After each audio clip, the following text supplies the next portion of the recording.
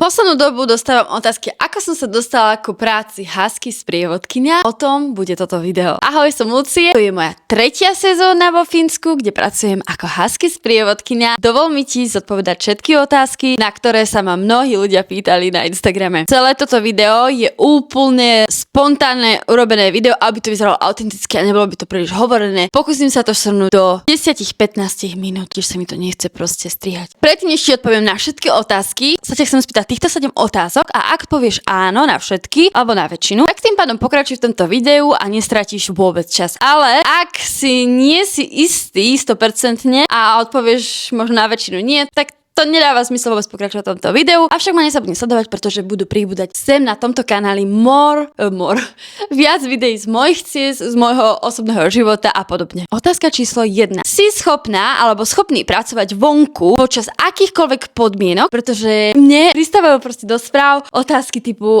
ty tam len beháš s týmito psíkmi, stále si na tých sánkach, stále sa s nimi mojkáš. Áno, to je súčasť práce, ale za tým je o mnoho viac. Preto sa ťa pýtam, či si vieš seba predstaviť byť vonku v mraze, čiže -10, -15, -25 alebo -36, lebo to bol minuloročný rekord. Ak si schopná byť vonku, vieš si to predstaviť reálne? Že musíš makať, to je jedno, že aké je počasie, prší, sneží alebo čo, si vonku. Ak povieš áno, ideme na ďalšiu otázku. Druhá otázka. Si schopná pracovať fyzicky. Fyzicky to znamená, pretože ako som ti povedala, veľa ľudí si myslí o tom, že to je len omojkanie a podobne. To je súčasť práce. Ale ide o to, že ty musíš pripraviť tie týmy a to záleží aj od toho kennelu. Kennel je vlastne miesto to, ktoré si vybereš, my to voláme kennel. To záleží od kennelu, ktoré si vybereš, ako to malo proste vymyslené. My to máme veľmi pekne vymyslené, máme proste urobené jednu plochu, kde sa štartuje a naľavo a napravo sú miesta, kde bývajú psíky, čiže je to veľmi ľahké pre nás, ale aj tak je to fyzicky náročné, lebo budeš tých psíkov mať napríklad na vodítku alebo len ho držať za harness.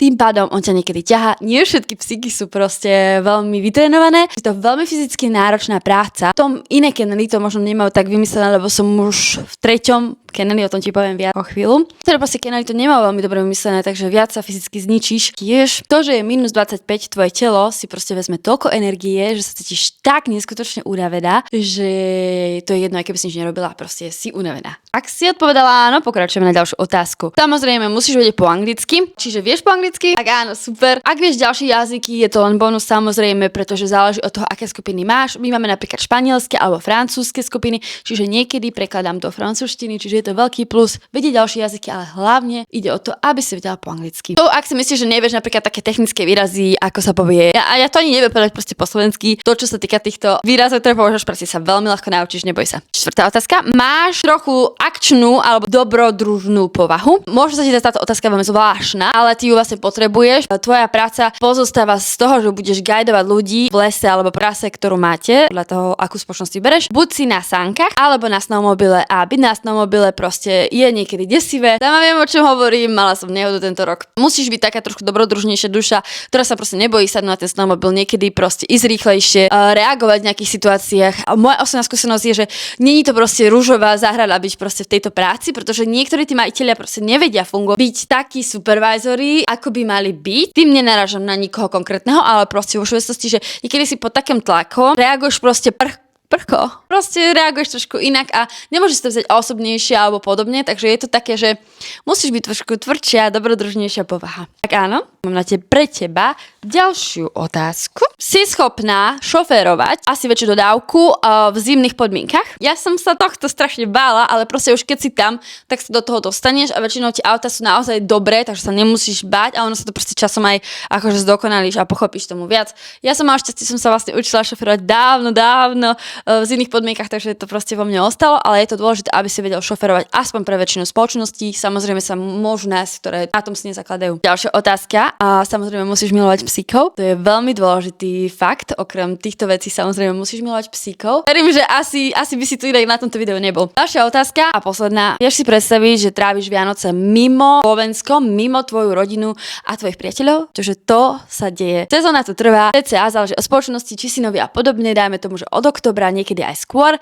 do takého marca. Čiže Vianoce tráviš tu a aj pracuješ aj nový rok. Môže sa stať, že budeš úplne sama tráviť Vianoce, alebo proste budeš s svojimi kolegovcami. Takže není to proste prechádzka ružovou záhradou, ale ak si odpovedal áno, tak ideme na to. Toto je môj príbeh, ako som sa dostala k tomu, že som už 3. rok vo Fínsku a pracujem tu ako husky sprievodkyňa. Ja veľmi rada, keď som, takže sa to pokúsim skrátiť. Príbeh ide ďaleko, ako to už asi 6-7 rokov asi. Keď som bola v Kanade s jedným z mojich bývalých, on mal normálne víza, lenže ja som mala turistické a vtedy sme sa dostali ku konceptu Workaway alebo Helpex, čiže to znamená, že dobrovoľne pracuješ 20 hodín a tým pádom máš zadarmo ubytko a stravu, záleží od toho, čo ti ponúknu. V Kanade sme sa dostali ku jednej pani. To by bol proste príbeh, proste celovečerný príbeh. Ak chceš, tak ti o tom všetko poviem, daj mi vedieť do komentáru, lebo to je proste fakt na dlho. Tam som sa starala o husky psíkov. Prvýkrát som zažila proste záprahy. Lenže môj vtedajší sen bol strašne dlho byť letuškou, aj preto som vlastne opustila Kanadu. Dokonca ma prijali, lenže prišla korona a nikdy som sa ňou nestala. Vždy som bola nútená sa vlastne usadiť počas korony na Slovensku a pracovala som v korporáte. Bola som nútená, zase som bola nútená si vziať moju dovolenku 11 dní. No a ja som vtedy mala proste úplne úžasný nápad, že určite niečo ako husky, sprievodkyňa alebo proste s psíkmi existuje aj v Európe. A náhodou som proste našla chalana, ktorý je Slovák a pracuje vo Fínsku. Napísala som mu môj šialený nápad, že sa môže ku ním pridať a pomôcť im tak na 16 dní. Tým, že žiadam len to, že mi dajú zadarmo ubytko a stravu. To sa aj stalo. Ocitla som sa v Ivalo, kde som 16 dní pracovala ako sprievodkyňa, teda skôr handler. To znamená, že človek, ktorý pomáha s psíkmi a učí sa trošku viac. Vtedy pochopila, že toto je to, čo chcem robiť a o rok na to som sa tam už vrátila a normálne som pracovala. Teraz robím úplne v inej spoločnosti. Je úplne normálne, že človek proste vymeníte spoločnosti, pretože niekedy si bohužiaľ nesadneme s tými ľuďmi, ktorí sú zodpovední v tej spoločnosti a neznamená to, že nie sme schopní tú prácu vykonávať. Sice je to ťažké proste v tej chvíli. To sa mne stalo minulý rok, že som si už druhýkrát nestretla s jednou firmou. Dosť ma to vzalo, bolo to dosť zlý timing, ale napokon vlastne som našla túto spoločnosť, ktorej som už druhý rok a som veľmi vďačná, pretože sú féroví voči mne, voči všetkým zamestnancom a tiež voči psíkom, čo je veľmi dôležité. Toto je môj príbeh. Idem sa pozrieť, či mám vlastne pamäť. A teraz poďme na otázky, ktoré asi ti napadnú, čo sa týka tejto práce. Prvá otázka je, ako si nájsť vlastne túto prácu. Sú dve možnosti, tieto dve možnosti môžeš aplikovať na akúkoľvek prácu, ktorú by si chcel nájsť, čo sa týka hospitality a podobne. Prvá je nájsť túto skupinu, pridať sa do tejto skupiny, tam nájdeš proste akékoľvek ponuky, alebo aj ty tam môžeš napísať. Druhá možnosť je proste otvoriť si Google Maps alebo Google, dať si do Google Kennely, husky, záprahy a podobne a napíšeš im proste e-mail, stručne sa predstavíš, že si proste motivovaný a podobne a pošleš im životopis. Kedy je dobre si proste začať hľadať túto prácu? Ja by som povedala, že čas počas roku môžeme definovať cca od mája, kľudne doteraz. Začala čím skôr, čiže dajme tomu, keď skončí sezóna. Počas sezóny je veľmi malá šanca, že si aj ten tvoj e-mail otvoria alebo podobne,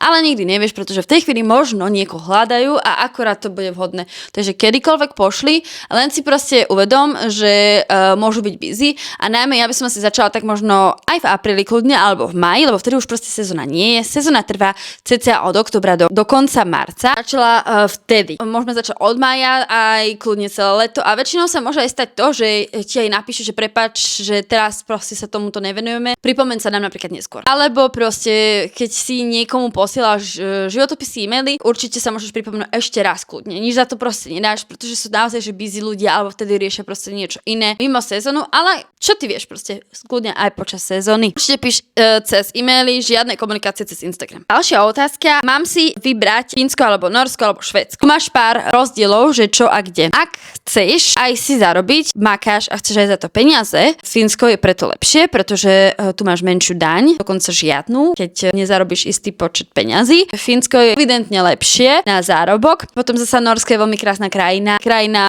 Mašerišovej, ktorý sa proste venuje jazde na záprahoch. Takže záleží, čo chceš. Možno sa proste zamyslíš, že čo tu hovorím o peniazoch. Uvedom si, že práca ako husky sprievodcu neznamená, že budeš proste milionárka a že si niečo zarobíš. Záleží od spoločnosti. Neznamená, že aj si proste nejakú veľkú sumu odnesieš od spoločnosti. Napríklad ja mám to šťastie, že naša spoločnosť aj nám veľmi pekne platí. Áno, dajú sa nájsť proste spoločnosti, ktoré zároveň ti dajú aj peniaze a férovo ťa ohodnotia. Dá sa to, ale ešte by som sa na to proste nespoliehala. Záleží od firmy. Niektoré proste firmy ti dajú minimálku a niektoré ti dajú viac. Keby si ťa zaujímalo, že proste čo sa týka platov alebo podobne, kľudne mi napíš do komentárov alebo mne. Kľudne ti poviem tak viac osobnejšie. Alebo ak mám proste zdať niečo do hĺbky, čo ti viac zaujíma a zabudla sa to povedať, napíš mi to, urobím druhé videjko. Čo sa týka etickej stránky, mnohí z vás sa môžu zamyslieť, je to vlastne etické, právne jazdy na záprahoch? Áno, pokým sa ten kennel správa veľmi férovo a tak, ako by sa mal voči psíkom, a to znamená, že ich sa im venuje ešte predtým, že začne tá sezóna, že ich trénuje, proste aj počas tej sezóny proste mení tých psíkov a dáva si proste pozor na to, že ktorý psík, ako sa cíti, koľko behá, kedy má voľno a podobne. Je veľmi dôležité si aj vybrať spoločnosť, aj keď si ako zákazník. Není to len aj o tých psíkoch, ale niekedy proste ten majiteľ, ktorý má vlastne ten kennel, sa absolútne nespráva férovo a dobre k tým svojim zamestnancom. Mám tu ešte posledné dve otázky. Môžeš sa spýtať, že ako vyzerá tvoj deň. Tvoj deň môže vyzerať akokoľvek, ale je veľmi hektický, asi stále vonku. Záleží od toho, ako máš spoločnosť, ale väčšinou to záleží. Začínaš proste ráno, niekedy dokonca niektoré firmy robia auroru, to znamená, že skončíš napríklad svoj deň, dajme tomu o 5. o 6. a ty vlastne o 2 hodiny na to ideš zasa vonku a to je to najhoršie. Čiže ja neznášam robiť aurory s psíkmi. Pre mňa je to proste utrpenie. Takže ja mám to šťastie, že mám tú firmu, ktorá nerobí túto auroru, takže som šťastná. Mám proste svoj režim kvázi od 8. do 5. 6. záleží ako čo kedy. December je viac hektickejší. Potom sú už proste ľahšie dni. Deň vlastne vyzerá tak, aspoň u nás. Stretneme sa, rozprávame sa, že aký máme plán, kto čo robí, ktorý guide bude zodpovedný za čo, aby to proste fungovalo. A následne proste sa čistia klietky. Pre mňa je to úplne najlepší moment, pretože máš konečne čas na to, aby si sa viac socializoval s tými psíkmi a spoznávala ich charaktery, pretože každý jeden má iný charakter a sú proste ako my ľudia, lenže sú o mnoho lepší. Potom sa pripravujú týmy, to je veľmi fyzicky náročné, to môže byť. Potom sa ide s ľuďmi do lesa, buď na snowmobile alebo na zápraho. Následne sa vraciame do kennelu, psíky sa vracajú do vyzliekajú z harnesov a dávajú sa ku ním domov. Potom záleží, či máme ďalšie túry, sa zase robia iné nové týmy, alebo podľa toho, koľko behali, alebo aké sú podmienky, sa tie psíky nechávajú a behajú s ďalšími ľuďmi. Následne po týchto všetkých túrach krmenie, čo je asi najlepší moment pre psíkov, samozrejme, že krmenie, ale oni tiež milujú beh, takže aj o tom to je, že pre nich je aj ten beh úžasný, ale kto nemá rád jedlo, nie? To je proste ich deň a môj deň potom sa riešia nejaké rôzne detaily, pripravujeme sa napríklad na ďalší deň, niekedy sa pripravujú sánky na ďalší deň, alebo proste sa hlavne krája mäso a podobne. To je vlastne veľmi skrátke, ako môže vyzerať tvoj deň, ale stále si vonku a je to strašne individuálne podľa spoločnosti. A môžeš sa spýtať, že čo sa týka oblečenia, že ako to vlastne funguje. Väčšinou ti tá firma, to ti oni povedia na tom interviu, ponúkajú oblečenie, oni ti dajú také tie veľké zimné nohavice, bundu a podobne, aj niektoré ti dajú čiapku, rukavice, záleží od firmy a tieto otázky by som určite pokladala na interviu. Na interviu by som sa určite pýtala ohľadom toho, ako to funguje s oblečením, ako vyzerá tvoj deň, koľko vlastne budeš zarábať, čo ti vlastne sľubujú, koľko hodín ti sľubujú, tiež ako bude vyzerať tvoje ubytovanie. Ubytovanie je tiež strašne individuálne od firmy. Ja mám to šťastie, že bývam proste v úžasnom byte. Minulý rok som tu bola sama, tento rok som s mojím spolubývajúcim, vychádzame spolu úžasne. Platíme celkom málo na to, že sme vo Fínsku. Máme proste extra auto. Ešte som ti zabudla povedať, čo je dôležité na interviu sa spýtať. Väčšinou, čo sa rieši plat, tak sú dve možnosti. Prvá možnosť, že fixný plat, to je veľmi triky. Fixný plat sa môže proste, dajme tomu, že točí od 2000, že máš každý mesiac 2000 eur. Často sa stáva, že tá firma ti slúbi, že áno, máš 2000 eur, ale ty budeš robiť napríklad, ja neviem, ti slúbia 40 hodín týždenne. Takže keď si to predátaš, tak to proste nejako vychádza OK. Nie vždy to tak je. On ti proste väčšinou čas tej sezóny sa to nedá proste, takže robíš aj viac. Za mňa je proste lepšie si vybrať firmu, ktorá ti ponúka hodinovú mzdu, lenže tu je zasa problém, že nevieš, ako to reáli bude, že či ti tie hodiny vedia dať. Preto je fajn proste komunikovať s tými ľuďmi, ktorí už pracujú a majú nejaké skúsenosti, že či vedia o tom kenneli, že ako to je s tými hodinami. Prvám strašne rýchlo, že môj spolubývajúci príde a chcem toto dotočiť. Takže ja si myslím, že som pokryla všetky veci, čo som chcela. Ak nie, čo sa asi môže stať, daj mi vedieť do komentárov, že čo som zabudla alebo čo chceš viac vedieť. Ja verím, že som ti všetko vyjasnila, lebo strašne sa mi tieto otázky opakujú, tak som vám ti snať pomohla to trošku vyriešiť. Určite si choďte za svojím snom a nevzdávajte sa. Otázka ešte mi napadla. Či musíš mať skúsenosti, keď žiadaš o túto prácu? Odpoveď je nie, nemusíš mať. Záleží to samozrejme od firmy. My sme tento rok uprednostili ľudí, ktorí to už robili, takže je to pre nás ľahšie. To neznamená, že je to ľahšie, pretože tí ľudia sú zvyknutí na niečo, čo robili inakšie, inak v tej inej spoločnosti. Čiže niekedy je lepšie aj mať toho proste nováčika, ktorého si proste zaučíš a učíš ho tým svojím štýlom, spôsobom, ako pracujete. Čiže nie, nemusíš mať skúsenosti, len si musíš uvedomiť, ako veľmi je náročná táto práca, byť motivovaný, otvoriť tomu, že sa naučíš všetko, čo ti vlastne núkajú. Je to veľmi krásna práca. Snáď som ti zodpovedala všetko teraz. Ja verím, že keď je toto tvoj sen a túžba to skúsiť, choď do toho. Neznamená to, že proste ono to je naozaj to, že čo chceš robiť, pretože je to náročné, veľa ľudí proste po pár týždňoch odíde odíde, ale treba to vyskúšať. Ja by som osobne, môžeš to skúsiť ako dobrovoľníctvo predtým, než proste dáš výpoveď z práce napríklad, ale nie všetky firmy to proste akceptujú, ale sú ľudia, ktorí to robia aj dobrovoľne, napríklad v lete. Ale to je zasa iná vec. Do toho, ja by som osobne išla do toho ako, že už som aj finančne ohodnotená, než dobrovoľníctvo. To je môj názor. Dajte mi vedieť, čo si myslíte, či ste spokojní s týmto videom. Vidíme sa v ďalšom videu. Ja idem zapnúť saunu, pretože máme saunu v tomto apartmáne a ideme mať pekný večer, zajtra sa ide do práce. Tak čaute na budúce.